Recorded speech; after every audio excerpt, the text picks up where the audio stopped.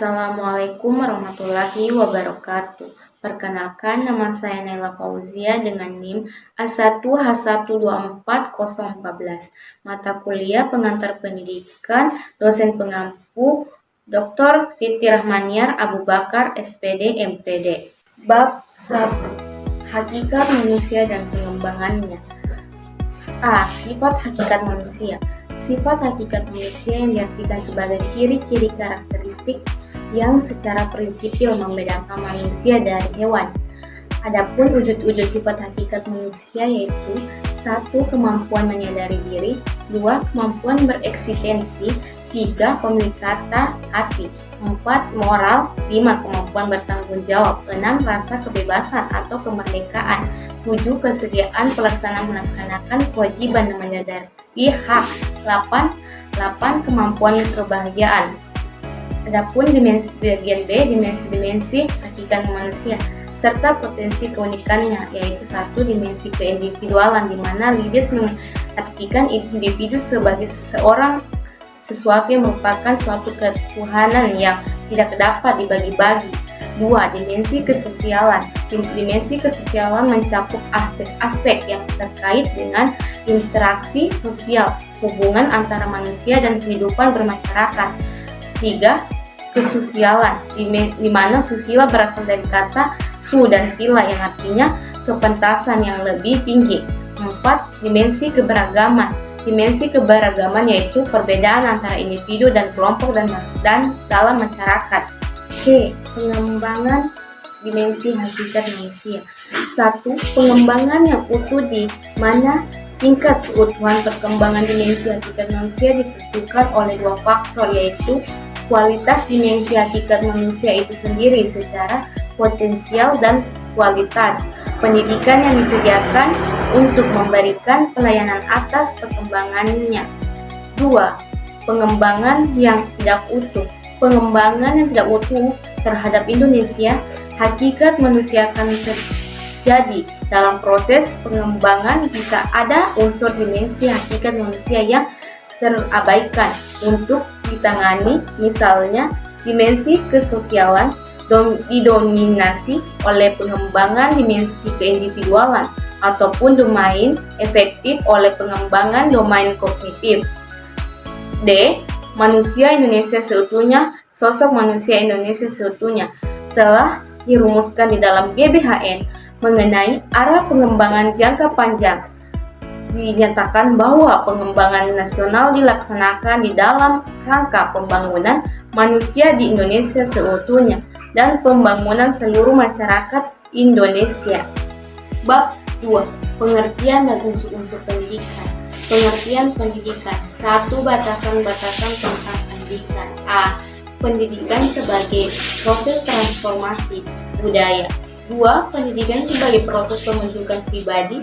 3. Pendidikan sebagai penyiapan warga negara. 4. Pendidikan sebagai penyiapan tenaga kerja.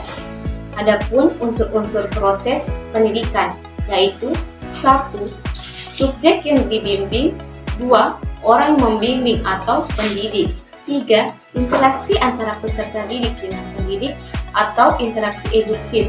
4. Ke arah mana bimbingan ditujukan. 5. Pengaruh yang diberikan dalam bimbingan. C. Pendidikan sebagai sistem. 1. Pengertian sistem. Sistem merupakan himpunan komponen yang saling berkaitan yang sama berfungsi untuk mencapai suatu tujuan. 2. Komponen dan saling hubungan antara komponen dalam suatu sistem. 3. Hubungan sistem pendidikan dengan sistem lain dan perubahan kedudukan dari sistem. 4. Pemecahan masalah pendidikan secara sistematik. Caranya yaitu melihat pada cara memandang sistem. 2. Lihat masalah yang berjenjang. 3. Analisis sistem dalam pendidikan. 4. Saling hubungan antara komponen. 5. Keterkaitan antara pengajaran dan pendidikan. 6. Pendidikan prajabatan. 7. Pendidikan formal, non-formal, dan informal sebagai sebuah sistem. Bab 3. Landasan dan asas-asas pendidikan serta penerapannya. A. Landasan pendidikan adalah sesuatu universal dan berlangsung terus tak terputus dari generasi ke generasi dimanapun di dunia ini. Upaya memanusiakan manusia melalui pendidikan itu diselenggarakan sesuai dengan pandangan hidup dan dalam latar sosial kebudayaan setiap masyarakat tertentu. Adapun landasan pendidikan yaitu 1. Landasan filosofis, di mana landasan filosofis merupakan landasan kaitan dengan makna atau hakikat pendidikan yang berusaha menelaah masalah-masalah pokok. 2. Landasan sosiologis, di mana manusia selalu hidup berkelompok, sesuatu yang juga terdapat pada makhluk hidup lainnya seperti hewan. 3. Landasan kultural, di mana pendidikan selalu terkait dengan manusia, sedangkan setiap manusia selalu menjadi anggota masyarakat pendukung kebudayaan tertentu. 4. Landasan psikologis, di mana pada umumnya landasan psikologis dari pendidikan tersebut terutama tertuju pada pemahaman manusia.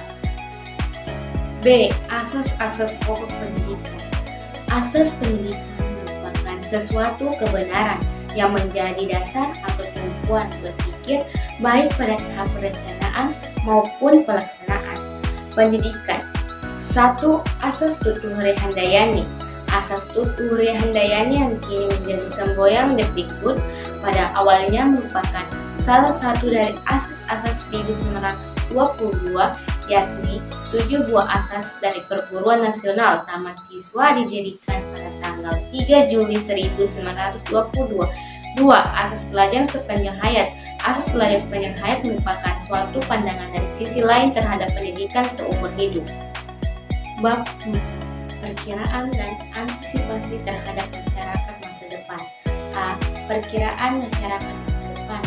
Pemahaman tentang keadaan masyarakat masa depan tersebut akan sangat penting sebagai latar depan segala kebijakan dan upaya pendidikan masa kini dan masa yang akan datang. Perubahan yang sangat cepat tersebut mempunyai beberapa karakteristik umum yang dapat dijadikan petunjuk sebagai ciri masyarakat di masa depan, yaitu 1. Kecenderungan globalisasi yang makin kuat. 2. Perkembangan internet yang makin cepat. 3. Perkembangan arus informasi yang semakin padat dan cepat. 4. Peningkatan layanan profesional. B. Upaya pendidikan dalam mengantisipasi masa depan. 1. Tuntutan bagi manusia masa depan atau masa modern dalam pembicaraan tentang pemikiran masyarakat masa depan secara tersirat telah pula dibicarakan tentang tantangan yang akan dihadapi manusia masa depan seperti kemampuan menyesuaikan diri dan memanfaatkan peluang globalisasi dalam berbagai bidang wawasan dan pengetahuan yang memakai tentang iptek. Umpamanya milik teknologi tanpa harus menjadi pakar iptek, kemampuan menyaring dan memanfaatkan arus informasi yang semakin padat dan cepat, dan kemampuan bekerja efisien sebagai cikal bakal kemampuan profesional. 2. Upaya mengatasi masa depan. Oleh karena itu, kajian tentang upaya mengatasi masa depan dapat melalui pendidikan diarahkan pada 1. Perubahan nilai dan sikap. 2. Pengembangan dan kebudayaan. 3. Pengembangan standar pendidikan. Bab 5. Pengertian, fungsi, dan jenis lingkungan pendidikan. A. Pengertian dan fungsi lingkungan pendidikan, di mana kita ketahui lingkungan pendidikan pertama dan utama adalah keluarga. Makin bertambah usia seseorang, peran lingkungan pendidikan lainnya yakni sekolah dan masyarakat semakin penting. Meskipun pengaruh lingkungan keluarga masih tetap berlanjut secara umum, fungsi lingkungan pendidikan adalah membantu peserta didik dalam berintegrasi dengan berbagai lingkungan di sekitarnya seperti fisik, sosial, dan budaya, utamanya berbagai sumber daya pendidikan yang tersedia agar dicapai tujuan pendidikan yang optimal. B. Pusat pendidikan, di mana untuk mencapai tujuan pendidikannya, taman siswa melaksanakan kerjasama yang harmonis antara ketiga pusat pendidikan, yaitu 1. 1. Lingkungan keluarga. 2. Lingkungan perguruan. 3. Lingkungan masyarakat atau pemuda. C. Pengaruh timbal balik antara pusat pendidikan terhadap perkembangan peserta didik, di mana perkembangan peserta didik seperti juga tumbuh kembang anak pada umumnya dipengaruhi oleh berbagai faktor, yakni hereditas lingkungan, proses perkembangan, dan anugerah. Khususnya untuk faktor lingkungan, peranan pusat pendidikan itulah yang paling penting menentukan, baik secara sendiri-sendiri ataupun secara bersama-sama. Dari bagan dituliskan bahwa setiap pusat pendidikan dapat berpeluang memberi kontribusi yang besar dalam ketiga kegiatan pendidikan, yakni 1. Pembimbingan dalam upaya pemantapan pribadi yang berbudaya. 2. Pengajaran dalam upaya penguasaan pengetahuan. 3. Pelatihan dalam upaya pemahiran keterampilan. Bab 6. Aliran-aliran pendidikan. A. Aliran klasik dan gerakan baru dalam pendidikan. 1. Aliran-aliran klasik dalam pendidikan dan pengaruhnya terhadap pemikiran pendidikan di Indonesia. Manusia merupakan makhluk-makhluk yang misterius yang mampu menjelajah angkasa luar, tetapi angkasa dalamnya masih belum cukup terungkap. Minimal para pakar dari ilmu perilaku cenderung berbeda pendapat tentang berbagai hal mengenai perilaku manusia. Adapun 5 aliran yaitu 1. Aliran empirisme, di mana aliran empirisme bertolak dari law and tradition yang mementingkan stimulasi eksternal dalam perkembangan manusia dan menyatakan bahwa perkembangan anak tergantung kepada lingkungan, sedangkan pembawaan tidak dipentingkan. Yang kedua, aliran nativisme, di mana aliran nativisme bertolak dari Mimsa Foundation yang menekankan kemampuan dalam diri anak sehingga faktor lingkungan termasuk faktor pendidikan kurang berpengaruh terhadap perkembangan anak. 3. Aliran naturalisme, di mana pandangan yang ada persamaannya dengan aktivisme. 4. Aliran konvergensi, di mana penganut aliran ini berpendapat bahwa dalam proses perkembangan anak, baik faktor pembawaan maupun faktor lingkungan sama-sama mempunyai peran yang sangat penting. 5. Pengaruh aliran klasik terhadap pemikiran dan praktik pendidikan di Indonesia. Aliran-aliran pendidikan klasik mulai dikenal di Indonesia melalui upaya-upaya pendidikan, utamanya persekolahan dari penguasaan penjajahan Belanda, dan disusul kemudian oleh orang Indonesia yang belajar di negeri Belanda pada masa penjajah. 2. Gerakan baru pendidikan dan pengaruhnya terhadap pelaksanaan Indonesia. Gerakan-gerakan baru ini pada umumnya setelah memberikan kontribusi secara bervariasi terhadap penyelenggaraan kegiatan belajar mengajar di sekolah sekarang ini, yaitu 1. Pengajaran alam sekitar. 2. Pusat perhatian. 3. Sekolah kerja. 4. Pengajaran proyek. 5. Pengaruh gerakan baru dalam pendidikan terhadap penyelenggaraan pendidikan di Indonesia. B. 2 aliran pokok pendidikan di Indonesia. 1. Perguruan kebangsaan taman siswa. A. Asas dan tujuan taman siswa. Perguruan kebangsaan taman siswa mempunyai 7 asas perjuangan untuk menghadapi pemerintah kolonial Belanda serta sekaligus untuk mempertahankan kelangsungan hidup bersifat nasional dan demokrasi. B. Upaya pendidikan yang dilakukan taman siswa seperti menyelenggarakan tugas pendidikan dalam bentuk perguruan dari tingkat dasar hingga tingkat baik yang bersifat umum maupun yang bersifat kejuruan, serta memberi pendidikan itu serba isi yang baik dan berguna untuk keperluan hidup dan penghidupan masyarakat sesuai dengan asas, dasar, dan tujuan. Pendidikan taman siswa dengan selalu mengingat atau menyesuaikan dengan kecerdasan zaman dan kemajuan dunia. C. Hasil-hasil dan pencapaian seperti mencapai gagasan atau pemikiran tentang pendidikan nasional, lembaga-lembaga pendidikan dari Taman Indria sampai dengan Sarjana Nawijayanta dan sejumlah besar alumni perguruan. 2. Ruang Pendidik INS Kayu Taman pada tahun 1952, INS sudah mendirikan percetakan Sri Dharma yang menerbitkan majalah bulanan Sandi dengan sarana khalayak adalah anak-anak. Bab 7. Permasalahan pendidikan. A.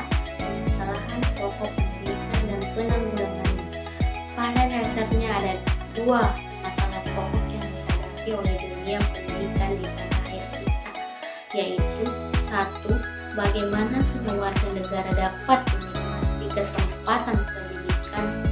Kedua, bagaimana pendidikan dapat membekali peserta didik dengan keterampilan kerja mantap untuk terjun ke dalam kancah kehidupan bermasyarakat. B. Jenis permasalahan. Adapun jenis permasalahan pokok pendidikan di mana masalah yang dimaksud yaitu 1. Masalah pemerataan pendidikan. 2. Masalah mutu pendidikan. 3. Efisiensi pendidikan. 4. Relevansi pendidikan yang mempengaruhi berkembangnya masalah pendidikan. Uraian selanjutnya akan mengemukakan masalah makro yang merupakan faktor-faktor yang mempengaruhi berkembangnya masalah pendidikan, yaitu 1. Perkembangan iptek dan seni. 2. Laju pertumbuhan dan penduduk. 3. Aspirasi masyarakat. 4. Keterbelakangan budaya dan sarana kehidupan. B. Permasalahan aktual pendidikan dan penanggulangannya, yaitu 1. Permasalahan aktual pendidikan di Indonesia yaitu masalah kebutuhan pencapaian sarana. 2. Masalah kurikulum. 3. Masalah peranan guru. 4.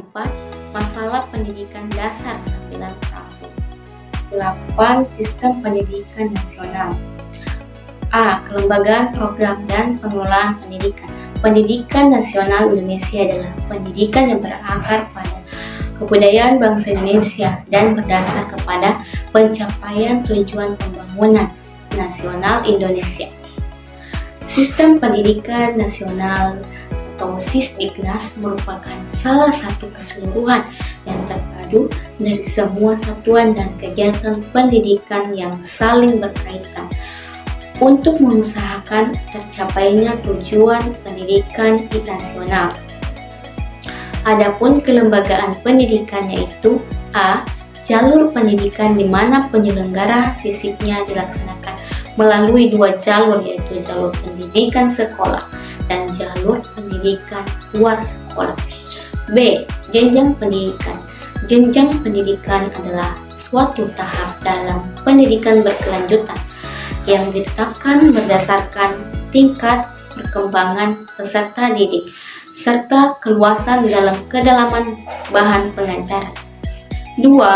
Program dan pengelolaan pendidikan, yaitu jenis-jenis program pendidikan dan kurikulum. Program pendidikan. B. Upaya pembangunan pendidikan nasional. 1. Jenis upaya pembaruan pendidikan nasional ada 3. A. Pembaruan landasan dasar yuridis. B. Pembaruan kurikulum. C. Pembaruan pola masa studi. Adapun dasar-dasar dan aspek legal pembangunan pendidikan nasional di mana program utama pembangunan pendidikan yaitu 1. Perluasan dan pemataran kesempatan mengikuti pendidikan. 2. Peningkatan mutu pendidikan. 3. Pendidikan relevansi. 4. Pendidikan peningkatan efisiensi dan efektivitas pendidikan. 5. Pengembangan kebudayaan. 6. Pembinaan generasi muda. Bab 9. Pendidikan dan pembangunan. A. Esensi pendidikan dalam pembangunan serta titik temunya. Seperti yang dinyatakan dalam GBHN, hakikat pembangunan nasional adalah pembangunan manusia Indonesia dan status pendidikan dan pembangunan masing-masing dalam esensi pembangunan, serta antara keduanya yaitu 1. Pendidikan merupakan usaha ke dalam diri manusia, sedangkan pembangunan merupakan usaha keluar dari diri manusia. 2. Pendidikan menghasilkan sumber daya tenaga, menunjang pembangunan, dan hasil pembangunan dapat menunjang pendidikan atau pembinaan, penyediaan sarana, dan seterusnya. B. Sumbangan pendidikan pada pembangunan. Sumbangan pendidikan terhadap pembangunan dapat dilihat pada beberapa segi, yaitu A. Segi sasaran, di mana pendidikan adalah usaha sadar yang ditujukan kepada peserta didik agar menjadi manusia yang berkepribadian kuat dan utuh serta bermoral tinggi. 2. Segi lingkungan, di mana klasifikasi menunjukkan peran pendidikan dalam berbagai lingkungan atau sistem. 3. Segi jenjang pendidikan. Jenjang pendidikan dasar, pendidikan menengah (SN), dan pendidikan tinggi (PT) memberikan bekal kepada para peserta didik secara bersenambungan. 4. Segi pembidangan kerja atau sektor kehidupan. Pembidangan kerja menurut sektor kehidupan meliputi antara lain bidang ekonomi, hukum, politik, keuangan, perhubungan, dan komunikasi, pertanian, pertambangan, pertahanan, dan lain-lain.